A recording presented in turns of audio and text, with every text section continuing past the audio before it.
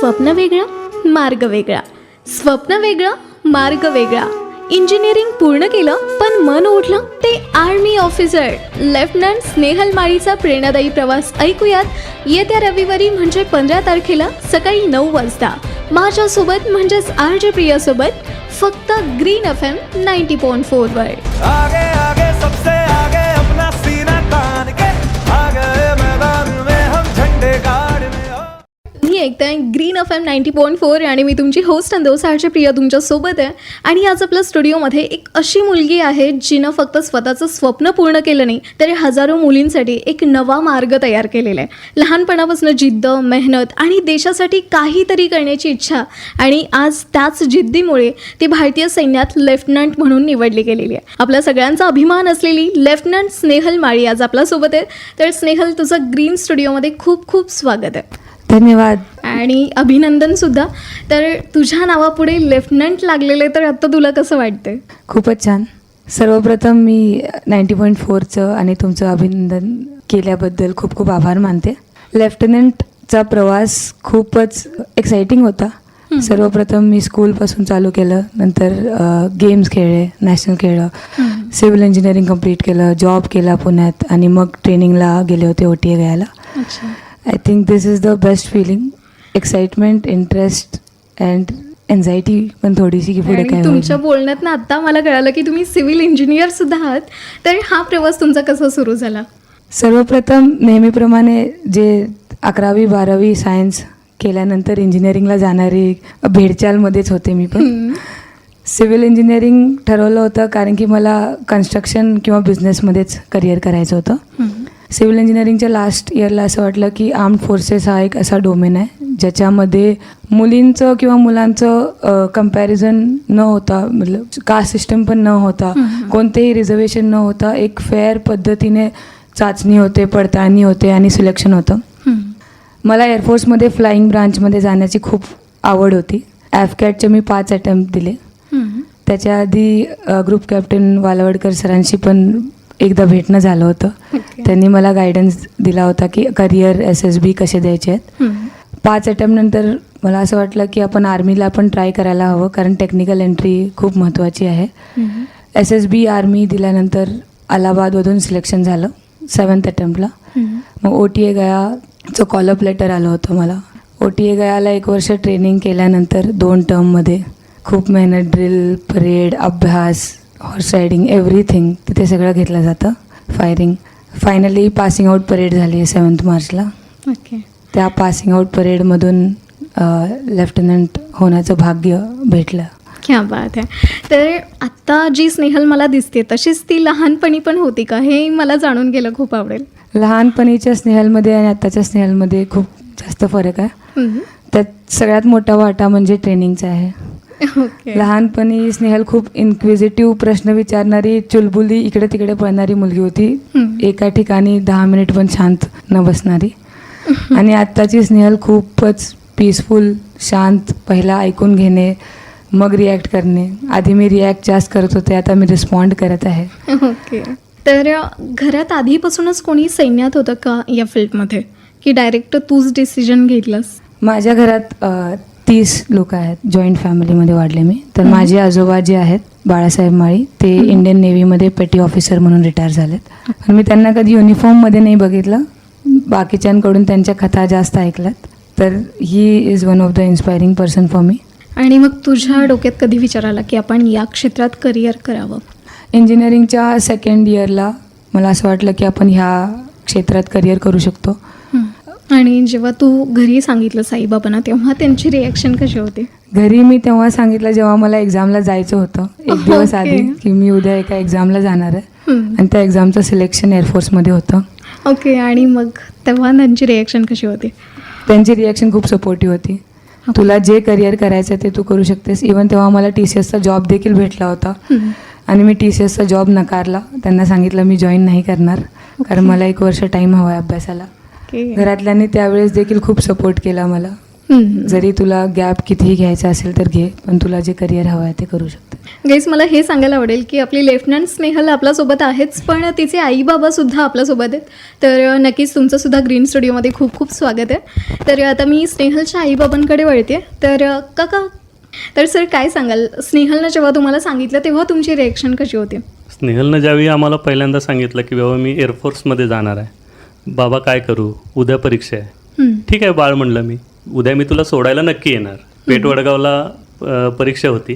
सकाळी आम्ही घरातून 6ला निघालो. माझ्या अंदाजानं 9 वाजता काहीतरी परीक्षा होती. पण आपली मुलगी काहीतरी डिफरंट करते म्हटल्यावर आपण तिला सपोर्ट करायला पाहिजे असं मला नेहमी वाटायचं. कारण माझ्या वडिलांचं असंच म्हणणं होतं की ज्यावेळी मी तिला नॅशनलला घेऊन गेलो होतो 2014 साली, नॅशनल गेम्स होत्या विजयवाड्याला, त्यावेळी त्यांनी तिला सांगितलं होतं come back with flying colours, हे त्यांचं वाक्य होतं. Okay. पण त्याच स्पर्धेच्या वेळी माझे वडील म्हणजे ही ज्यावेळेला स्पर्धेला तिथं होती विजयवाड्याला, त्याच वेळी एक्सपायर झाले. त्यावेळी तिनं ते बघितलं होतं पण तिला ते माहीत नव्हतं. आम्ही सांगून दिले नाहीत. ग्राउंडवरचे आमचे SL पाटील सर कोच, तिचे कोच जे होते, त्यांनी पण नाही सांगितलं आणि मी पण नाही सांगितलं. त्यांना म्हटलं तिला सांगू नका, त्याचा इफेक्ट त्याच्यावरती झाला. त्याच्या स्पर्धेवरती व्हायला नको. म्हणजे आपली मुलगी कुठल्याही क्षेत्रात असू दे पण करू शकते. आज पालकांनी जर सपोर्ट केलं तर 100% मुलींमध्ये स्पार्क असतो. 100% मुलींमध्ये स्पार्क असतो, त्या करू शकतात. आजपर्यंत म्हणजे फिल्ममध्ये बघत आलो, आता दंगल फिल्म बघितली तर त्यामध्ये बापाने जसं मुलीला सपोर्ट केला होता हे फिल्ममध्ये बघितलं, पण आज रिअलमध्ये बघितलं तुमची फॅमिली, तुम्ही जसं मुलीला सपोर्ट केलात तसा.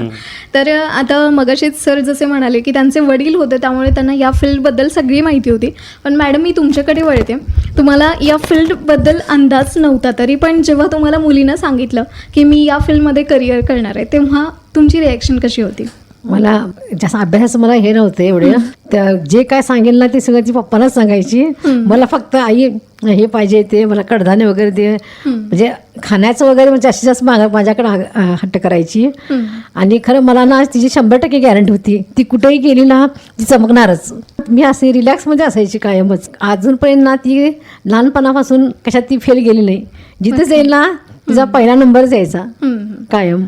जेव्हा आपल्यापेक्षा फॅमिलीचा आपल्यावर कॉन्फिडन्स जास्त असतो तेव्हा आपल्याला काम करताना पण भारी वाटतं, हो ना स्नेहल? हो, नक्कीच. तर स्नेहल असं म्हणतात की ट्रेनिंग हा खूप टफ पॉईंट आहे, तर तुझ्यासाठी कसं होतं ट्रेनिंग? त्यातला एखादा अनुभव शेअर करशील? ट्रेनिंग सर्वांसाठी वेगवेगळ्या स्तराचं असू शकतं. ट्रेनिंगमध्ये सर्वप्रथम आम्हाला एक गोष्ट सांगितली जाते, राईट प्लेस, राईट रिग अँड राईट टाईम. जर ह्या गोष्टी फॉलो केल्या तर ट्रेनिंग खूपच इझी आहे. आणि ट्रेनिंगमध्ये कोर्समेट्स, सिनियर्स, ऑफिसर्स प्रत्येक गोष्टीत सपोर्ट करतात. ते 2 गोष्टीमध्ये आपल्याला टफ बनवतात, एक तर मेंटल टफनेस आणि दुसरं फिजिकल टफनेस. मेंटल टफनेस थोडी जास्त अवघड असते अचीव करायला. फिजिकल टफनेस माझ्यासाठी सोपी होती कारण मी आधी केलं होतं. एक अनुभव म्हणजे ट्रेनिंगमधला असा होता की आम्ही सकाळी 4-4:30ला उठायचो. 5 वाजता पहिला परेड व्हायची, 5:30ला रिपोर्टिंग व्हायचं. मग आमचे क्लासेस असायचे दुपारच्या वेळेस, तेव्हा आम्हाला झोप लागायची कोणाला तरी. आम्ही थोडं जरी झोपण्याचा प्रयत्न केला तर एकाने जरी झोपण्याचा प्रयत्न केला तर ती पूर्ण लाईन उठून पुशअप्स मारायला चालू करायची. ते ऑर्डर्स होते आणि त्याची इतकी आम्हाला नंतर सवय झाली होती. पहिला वाटायचं की काय हे काय करवतात, पण नंतर असं झालं की अभ्यास जर आपल्याला करायचा आहे, जर लक्ष द्यायचं आहे की टॅक्टिक्स कसं शिकायचं आहे, कसं हमला करायचा आहे दुश्मनांवर, पोझिशन काय असणार आहे, तर ते शिकण्यासाठी ध्यान जास्त महत्त्वाचं आहे. त्यानंतर आम्ही स्वतःहून उठून लाईननी पूर्ण अर्धी लाईन उठून पुशअप्स मारायला लागलो, जर एकाला जरी झोप येत असेल त्यामधली तर. म्हणजे तुझ्या या सगळ्या गोष्टीनंतर मला दंगल फिल्मची आठवण येते. त्या मुलींना तेव्हा बापाची किंमत कळत नाही, पण त्याच्यानंतर जेव्हा एक सीन नंतर त्यांच्या लक्षात येतं की खरंच आपला बाप आपल्यासाठी एवढं करतोय आणि त्या सक्सेस होतात. तसंच तुझं सुद्धा असावं. खूप सुंदर आणि प्रेरणादायी प्रवास आहे स्नेहलचा, पण अजूनही खूप काही तिच्याकडून जाणून घ्यायचं. तर असं म्हणतात की एखाद्या यशस्वी व्यक्तीच्या मागे तिच्या कुटुंबाचा फार मोठा आधार असतो. तर तुझ्या मागे तुझ्या आईवडिलांचा तुला कसा सपोर्ट होता? माझ्या घरी आईवडिलांसोबत अजून 30 लोक आहेत. तू म्हणालीस तशी. त्याच्यामुळे मला असं वाटतं की प्रत्येकाचा खारीचा नाही तर शेराचा वाटा आहे माझ्या यशामध्ये. वडिलांनी मला गायडन्स दिला स्पोर्ट्स, अभ्यास आणि करिअरच्या बाबतीत. आईनी मला दिशा दाखवली हेल्थ, फिटनेस, खाण्याच्या बाबतीत कधीही कोणत्याही बद्दल कमतरता नव्हती. तसंच त्याच्यामुळे मी एका वर्षाच्या पूर्ण ट्रेनिंगमध्ये कधीसुद्धा आजारी नव्हते पडले. एक पण रिपोर्ट सिक नाही आहे. घरातल्या बाकीच्यांनी काका काकी किंवा आजी आजोबा असू देत, प्रत्येकाने स्वतःच्या अनुभवानुसार मला दिशा दाखवलेली आहे. प्रत्येक काकांनी, प्रत्येक काकीनी, चुलत्यांनी, आत्यांनी आणि माझ्या ग्राउंडच्या सरांनी पण, कोचेसनी, इवन वालवडकर सरांनी जेव्हा वेळ मिळेल किंवा जसं गायडन्स देता येईल आम्हाला त्याबद्दल दिलेलं आहे. आणि या प्रवासात असा क्षण कोणता होता जेव्हा तुला वाटलं यार माझं स्वप्न पूर्ण झालं? तर सर्वप्रथम जो मेरिट कार्डसाठी नाव आलं होतं तो एक क्षण होता. जेव्हा मेरिट कार्ड लिस्टची चर्चा चालू होती ग्रुपवरती की 2-3 दिवस, आज येईल मेरिट लिस्ट, मग येईल मेरिट लिस्ट. कारण परीक्षा तर खूप जण देतात, मेरिट लिस्टची वाट बघणे खूप अवघड असतं. कारण तो वेळ असा असतो की वेळच जात नाही, वेळ संपतच नसतो. त्यावेळेस मेरिट लिस्ट फायनली आली दुपारी 3 वाजता आणि मी वडिलांसोबत होते. त्याच्यामध्ये माझं नाव ऑल इंडिया रँक 3ला होतं. ते जेव्हा नाव बघितलं तेव्हा मी वडिलांना सांगितलं की झालं माझं सिलेक्शन. तेव्हा त्यांच्या डोळ्यातले अश्रू बघून तो मोमेंट होता की हां, आता जे काही करायचं होतं आयुष्यात ते कमवलेलं आहे आपण. क्या बात आहे. तर पुन्हा मी सरांकडे वळते. सर, आता तुमची मुलगी फक्त स्नेहल माळी नाही तर लेफ्टनंट स्नेहल माळी अशी झाली आहे. जेव्हा लोक तिला लेफ्टनंट स्नेहल माळी असं बोलवतील तेव्हा तुम्हाला कसं वाटेल? खरंच मला तो फारच आनंदाचा क्षण झालेला आहे. ज्यावेळी पासिंग आउट परेड झालं त्यावेळी अक्षरशः आम्ही धावत जाऊन तिला मिठी मारली. तो जो क्षण होता, ती पिपिंग आउट सरमनी म्हणून जास्तो, त्यावेळी खरंच माझ्या डोळ्यातून वडील वारल्यानंतर त्याच दिवशी फक्त अश्रू आलेत. तिलाही माहीत आहे मला कधीही शक्यतो अश्रू येत नाहीत. कुणी काय जवळचे काहीही होऊ दे, एवढं मी हे असतो, स्ट्रॉंग असतो.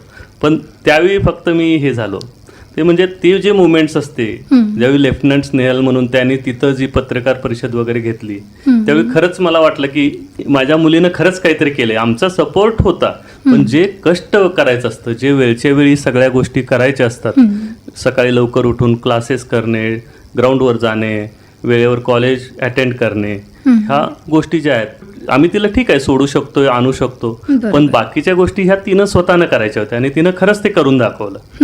त्यामुळे मला खरंच तिचा अभिमान वाटतो. मॅम, मी तुमच्याकडे वळते. तर तुम्हाला कसं वाटतं आता?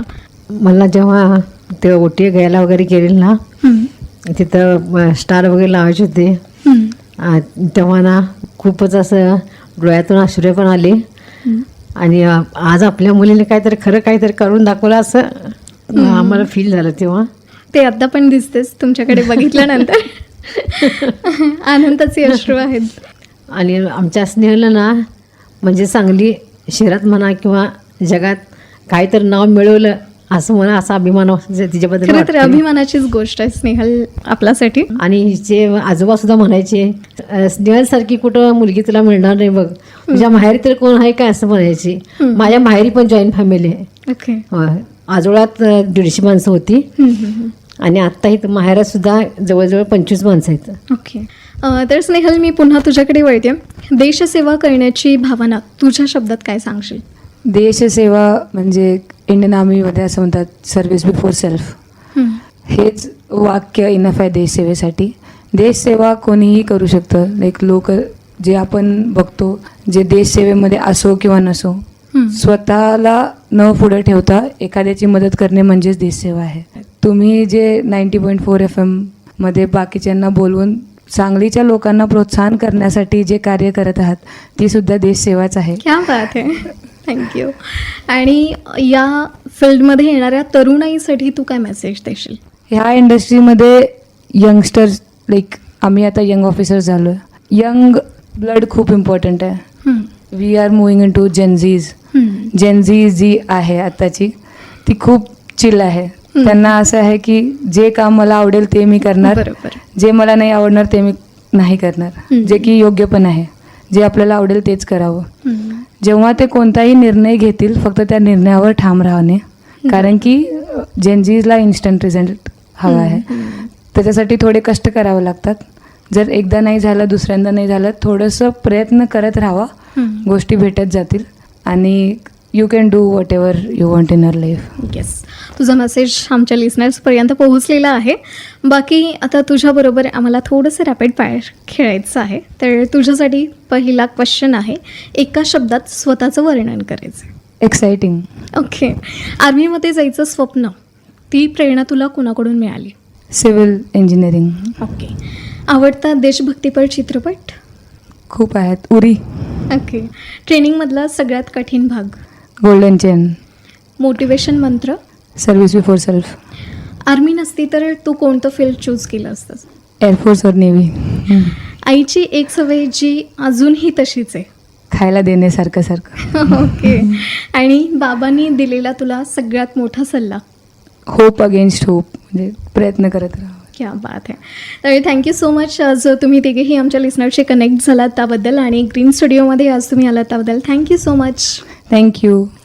खरंच स्नेहलचा हा प्रवास ऐकताना एक गोष्ट नक्की जाणवते, स्वप्न मोठं असलं की मार्ग नक्कीच सापडतो. आज बऱ्याच मुलींना वाटतं की आपणही काहीतरी मोठं करू शकतो आणि त्यासाठी स्नेहलसारख्या जिद्दीची गरज असते. लेफ्टनंट स्नेहल माळी आणि त्यांच्या आईबाबांचे मनापासून आभार. Thank you so much. थँक्यू.